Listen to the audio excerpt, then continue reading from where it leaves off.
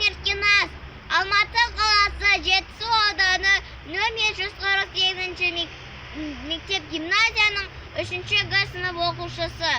Ұлы Абайдың 175 жылдығына орай Абай атамыздың «Құс» атты өлеңін қабыл алыңыздар. Ақ киімді, денелі, ақ сақалды, соқыр мылғау танымас тірі жанды, үсті басы ақырау, түсі суық, басқан жері сықырлақ келіп қалды. Демалысы үскірік, аяз бен қар, кәрі құдағыз келіп әлек салды.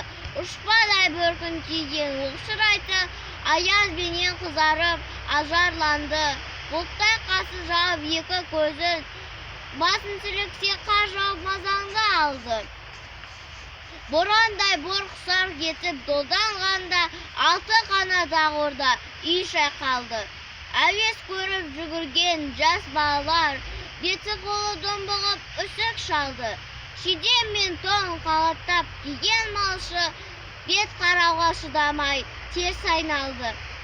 Қар тепкенге қажымас қайран жылқы, титығы құруына азақ қалды.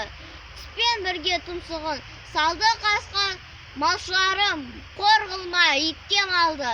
Соныға малды жайып күзетіңдер, ұйқы өртілмес қайратқы бос қамалды. Ит жегенше қондыбай қанай жесін, қор жібермінен тұрған кәрі шалды.